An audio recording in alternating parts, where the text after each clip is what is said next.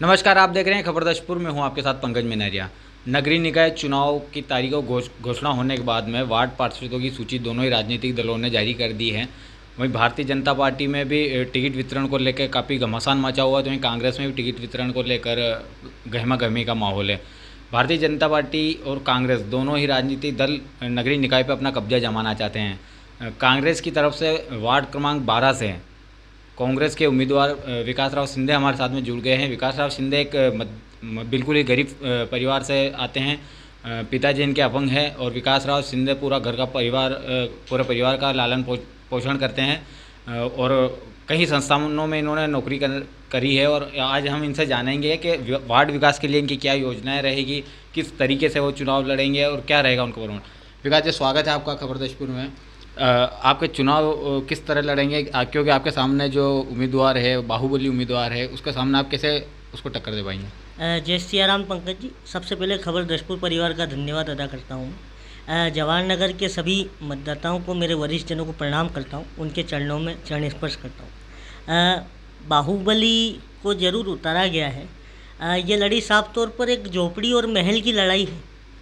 जनता समझदार है, जवाहर नगर की जनता बुद्धिजीवी जनता है और जवाहर नगर की जनता ये स्पष्ट तौर से समझती है कि किसके साथ उन्हें जाना चाहिए।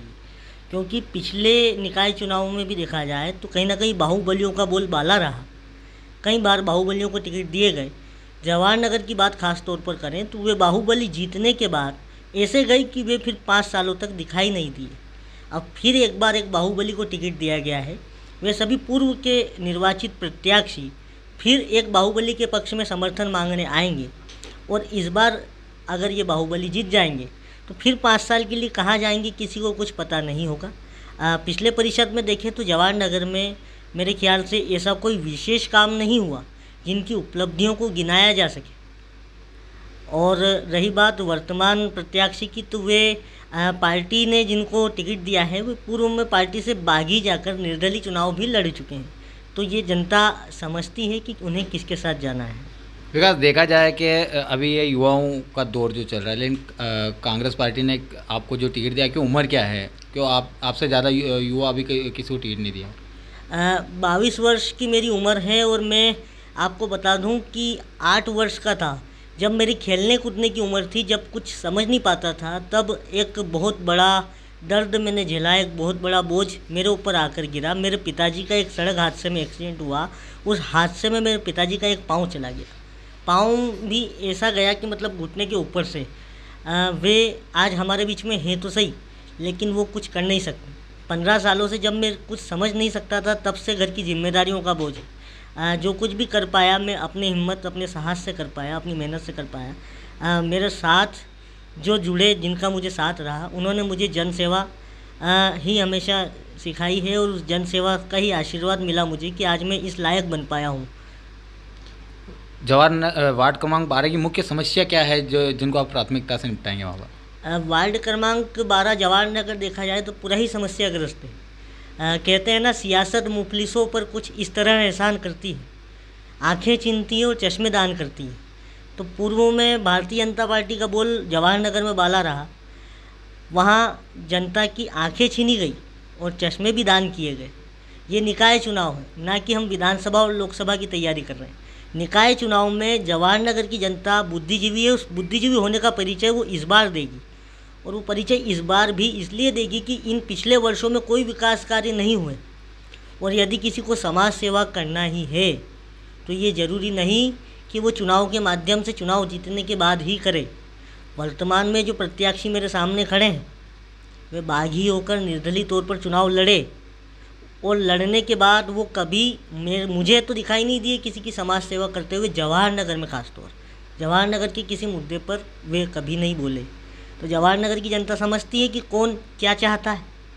जवाहर नगर की जनता को मूलभूत सुविधाओं से सरोकार, ना कि अन्य किसी समस्या से। मूलभूत सुविधा, मैं मानता हूँ कि सड़कों का जाल तक इन पिछले 5 वर्षों में कहीं नहीं बिछा। विस्तार में एक सड़क बनी, वो भी परिषद के जाने के बाद बनी। अमृत योजना में एक पार्क बना, वो भी परिषद की देन नहीं है, वो भी केंद्र सरकार की देन है। काम हुए, लेकिन काम परिषद के माध्यम से जो होने थे वो नहीं हुए। आप जीतते हैं, अगर आप उस वार्ड के पार्षद अगर बनते हैं तो प्रमुखता से कौन सी समस्याओं को आप हल करेंगे वार्डवासियों के लिए?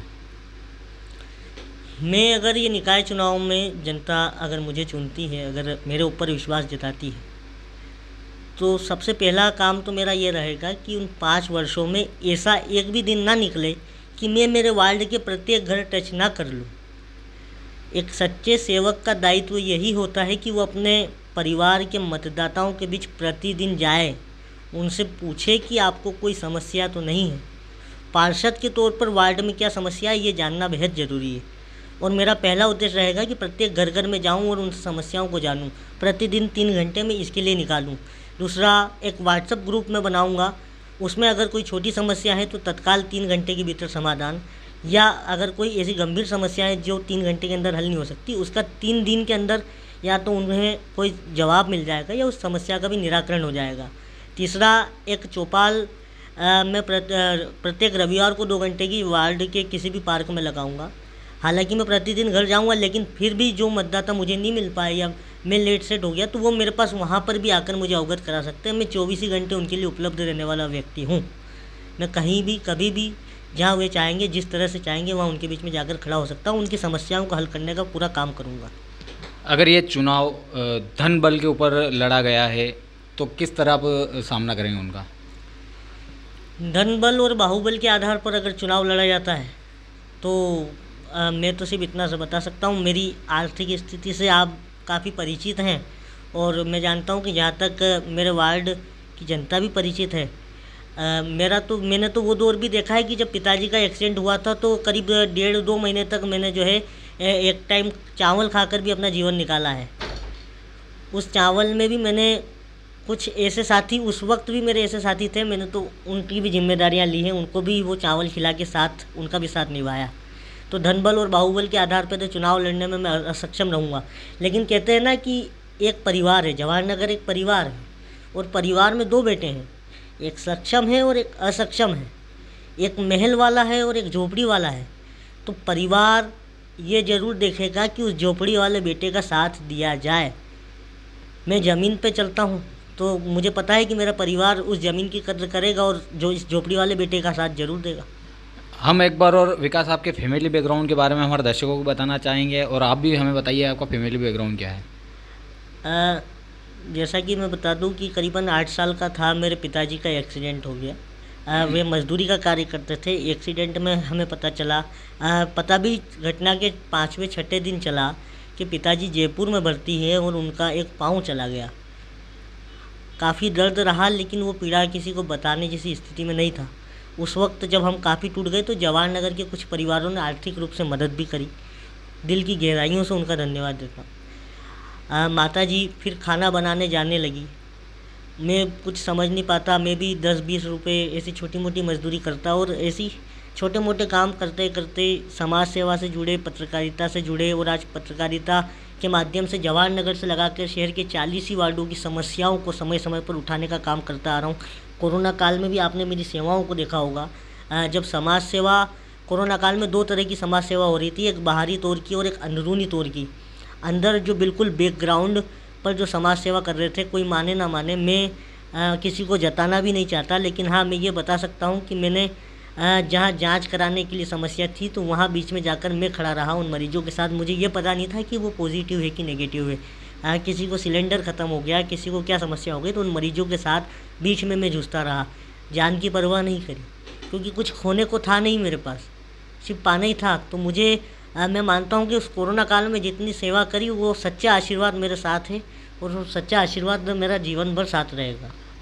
विकास, जैसे भी आपने बोला है बागी उम्मीदवार, कि भारतीय जनता पार्टी ने बागी उम्मीदवार को वापस टिकट दिया है, तो क्या लगता है इस बार जनता का उसको समर्थन मिल रहा है या नहीं मिल रहा है? क्योंकि आप जाते हैं वहाँ, तो किस तरह देखते हैं आप, जनता किस तरह देख रही बागी उम्मीदवार को, क्योंकि उसको अभी भाजपा ने टिकट दिया है? भारतीय जनता पार्टी का कहीं ना कहीं उस वार्ड में वर्चस्व रहा, लेकिन मैं ये मानता हूँ कि जनता इस बार समझेगी। एक बागी उम्मीदवार को टिकट दिया गया है, ये कथनी और करनी में ही अंतर आ जाता है। भारतीय जनता पार्टी के नेता ये स्पष्ट तौर पर कहते हैं कि बागियों को मौका नहीं दिया जाएगा, हालांकि जवाहरनगर में दे दिया गया। ये आश्चर्य की बात है।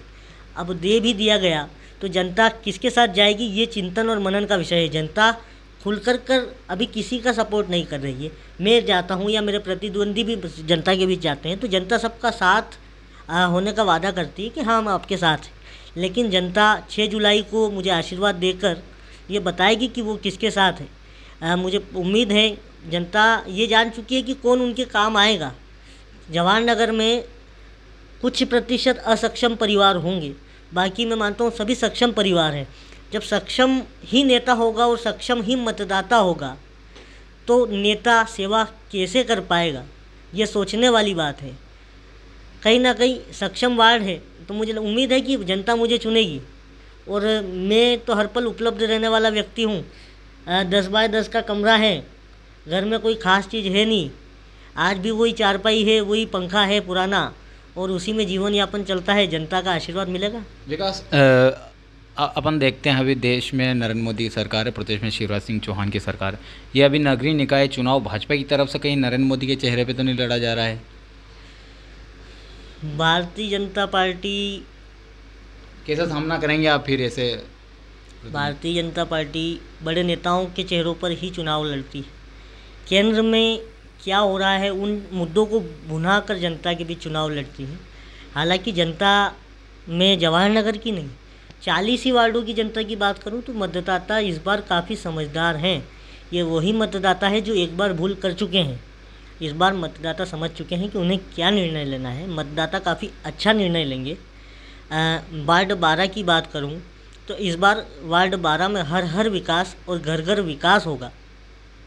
विकास हर है, विकास घर घर जाएगा, विकास घर घर के बाहर विकास करेगा। तो जनता समझदार है। जनता निश्चित, मैं तो वार्ड 12 की जनता को धन्यवाद देता हूं कि मुझे जो आशीर्वाद मिल रहा है बाहरी तौर पर नहीं, लेकिन मुझे पता है कि मेरे साथ कौन खड़ा है। आज भले ही मेरे प्रतिद्वंदी मुझे अकेला समझते हों, लेकिन मैं अपने आप से मजबूती से टिका हूँ और मजबूती से खड़ा रहूँगा। निकाय चुनाव है, जनता चेहरों को देखकर मतदान करेगी, ना कि राजनीतिक पार्टियों को देखकर। कांग्रेस ने आप पर भरोसा करके आपको टिकट दिया। आप किस तरह भरोसा जीतेंगे कांग्रेस का भी? कांग्रेस पार्टी की जहाँ तक बात है तो भरोसा निश्चित किया है और उस भरोसे पर खरा उतरने का पूरा प्रयास करूँगा। ज़मीनी स्तर पर काम किया है मैंने कभी किसी राजनीतिक दल में कभी खुलकर सामने नहीं आया। जब मुझे अब आवश्यकताएं लगती हैं पूर्व की परिषदों को देखते हुए कि शहर के क्या हालात हुए हैं, वार्डों के क्या हालात हुए हैं, तो कुछ सुधार ज़रूरी है। मैं तो कलम का पुजारी हूँ, कलम जीवन भर चलाना चाहता था, लेकिन जो वार्ड में हालात बने, शहर में हालात बने, उनको देखकर मुझे लगता है कि जनता की सेवा कलम के साथ साथ राजनीति में उतर कर भी करना पड़ेगी। इसलिए कांग्रेस पार्टी ने जो विश्वास जताया है उस पर पूरा खरा उतरूँगा। विकास राव शिंदे एक ऐसा चेहरा जिसको हमने एक रिपोर्टर के तौर पर देखा है, पत्रकार के तौर पर देखा, लेकिन अब हम उसको एक नेता के रूप में देखेंगे। तो क्या नेता अच्छा रहेगा या एक पत्रकार ही बढ़िया रहेगा? मैंने कहा ना कि जो वास्तविकता में जन सेवा और समाज सेवा के लिए ही जन्मे हैं वो एक किसी भी परिदृश्य में आ सकते हैं। आवश्यक नहीं कि वो पत्रकार ही रहें, आवश्यक नहीं कि वे राजनीति ही करें, ऐसा कुछ भी आवश्यक नहीं है। आप अगर आपके मन में पीड़ा है तो आप किसी भी परिदृश्य में शामिल हो सकते हैं। मैंने उन पीड़ा को काफ़ी नज़दीकी से देखा है, उन पीड़ाओं को समझा हूँ कि वास्तविकता में पूर्व की परिषदों में क्या हालात शहर में बने, क्या परिदृश्य हुए। तो उनको देखते हुए अब राजनीति चूँकि मैंने सुनी है, पत्रकारिता निरंतर जारी रहेगी और राजनीति के साथ साथ जनता की सेवा करनी, सकारात्मक हितों पे चलना चाहता हूँ, सकारात्मक काम करना चाहता हूँ, इसलिए राजनीति चुनी है। अभी आपकी राजनीति में एंट्री है, अभी एंट्री हुई है, आपने कांग्रेस ही क्यों चुनी है?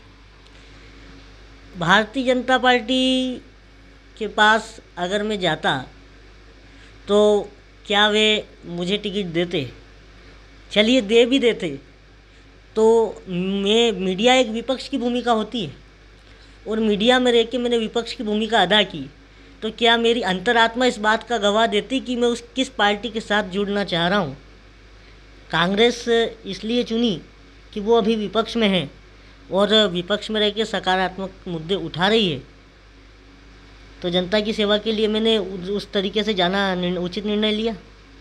आप वार्ड क्रमांक 12 के वार्ड वासियों के लिए क्या आप संदेश देना चाहेंगे, किस तरह से आप उनका समर्थन मांगेंगे? जवाहर नगर, मैंने जैसा पहले भी कहा कि मेरा एक परिवार है। उस जवाहर नगर में छोटे से बड़ा हो गया, उस जवाहर नगर में जन्मा।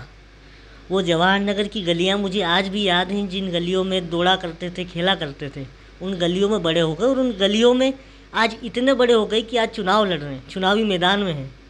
हाँ, ये ज़रूर मानता हूँ कि 22 साल की उम्र में मैंने सोचा भी नहीं था कि 22 साल की उम्र में चुनाव लड़ लूँगा, लेकिन ये अच्छी बात है। जवाहर नगर मेरा परिवार है, जवाहर नगर के प्रत्येक घर में मेरे माता पिता हैं। और मैंने कहा पहले भी कि माता पिता से आशीर्वाद लेने जाना है, ना कि किसी मतदाता से या ना कि किसी वोटर से। तो मतदाता तो है ही नहीं, मेरा परिवार है, मेरे माँ बाप हैं। मेरे माँ बाप के आगे चरणों में शीश नवाना है। मेरे माँ बाप के पास जाऊँगा, घर घर जाऊँगा, मेरे माँ बाप से आशीर्वाद लूँगा। और मुझे पता है कि मेरे पूरे जवाहर नगर के मेरे माता पिता, भाई और मेरे बहन 6 जुलाई को मुझे अपना अमूल्य आशीर्वाद देंगे। विकास को टक्कर देने के लिए सामने कितने प्रतिद्वंदी है वार्ड क्रमांक 12 में? अभी तक देखा जाए तो जिनेंद्र जी मेहता भारतीय जनता पार्टी से, शमीम जी बानो एक निर्दलीय प्रत्याशी के तौर पर हैं। दूसरी ओर अगर देखा जाए तो रवि जी थड़ानी करके हैं आम आदमी पार्टी से। इस तरह से 3 प्रत्याशी और सामने मैदान में हैं। चूँकि अब जवाहर नगर की जनता समझती है कि कौन किस स्तर की लड़ाई लड़ रहा है, तो जवाहर नगर की जनता मैं मानता हूँ कि उचित निर्णय लेगी। 4 प्रत्याशी मैदान में हैं और 4 ही प्रत्याशियों में से जनता जिसको चुनना चाहेगी, जिसके साथ जाना चाहेगी, जो भी निर्णय होगा सर्वमान्य होगा। तो ये थे हमारे साथ में वार्ड क्रमांक 12 से जवाहर नगर के कांग्रेस प्रत्याशी विकास राव सिंधे। आपको बता दें, विकास राव सिंधे सबसे युवा प्रत्याशी अभी मैदान में हैं। हमने उनसे बात करी उनके राजनीतिक जीवन के बारे में, उनके पारिवारिक पृष्ठभूमि के बारे में, और उनसे बात करी कि आपकी किस तरह से लोगों की समस्या हल करेंगे। खबर दशपुर के लिए मेरे साथी रिपोर्टर प्रवीण गोस्वामी के साथ पंकज मिनारिया।